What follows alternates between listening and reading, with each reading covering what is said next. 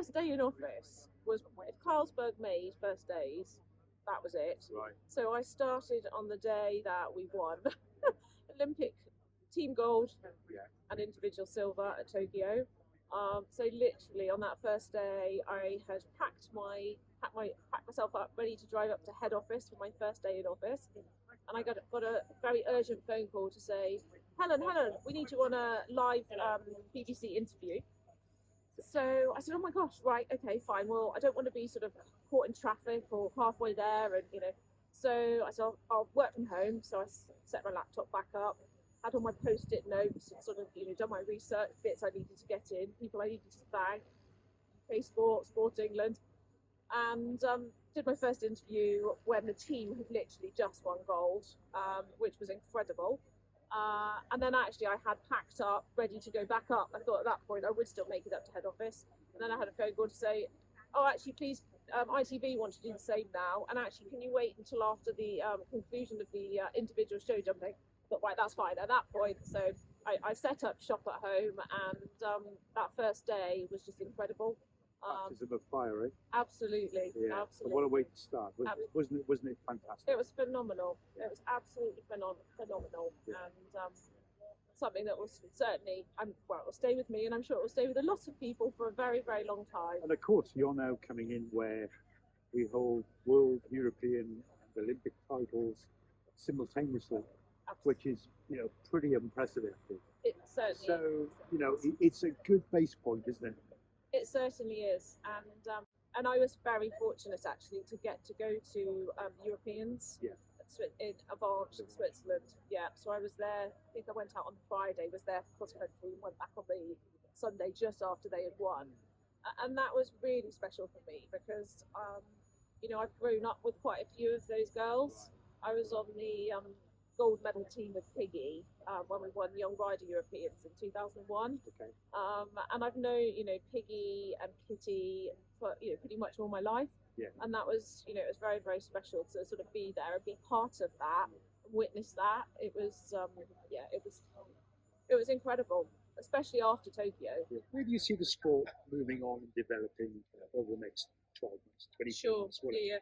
It's one people say to me a lot, it can't carry on like it is, but I said, no, I know, I absolutely agree. And fundamentally the business model it's built around currently is not sustainable. It doesn't work. You had years, we talked a little bit earlier about how it used to be the VHS and obviously the VHTA, and then you had those early years where obviously entry level used to be 110, then it became pre-novice, then obviously came the inception of 90, 80, and the grassroots exploded. The membership obviously increased hugely at that grassroots end, and it is based on that pyramid. It is a classic pyramid, so it is very much the base of that pyramid that is supporting the middle, supporting the top.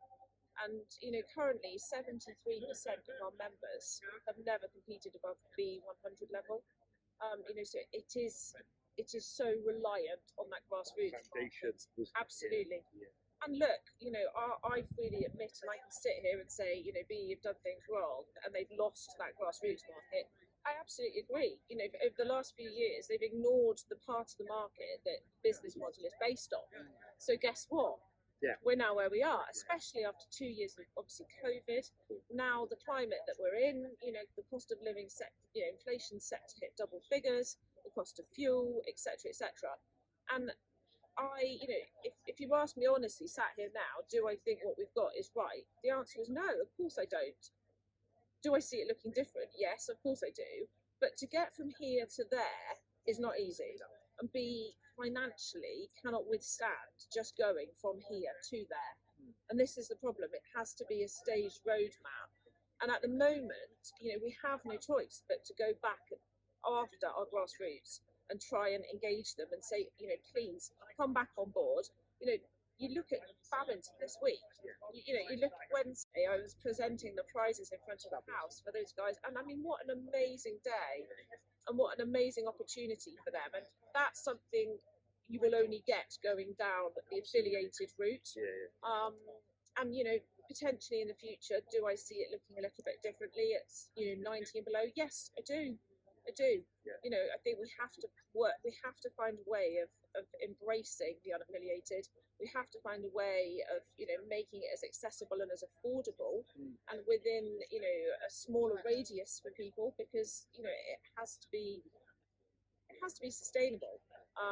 But it's like I say, it's not something we can just cut free, because we are too reliant on it, and that is absolutely propping up the sport. Yeah. You know, and again, in terms of the funding, you know, you look at the elite end, you look at the top end, the funding from the UK Sports England, you know, that's massively based around participation, inclusivity, accessibility. Yeah. You know, it's not. It wouldn't be right for an NGB to turn around and say, well, actually, we're going to make entry level X, and it just let that go.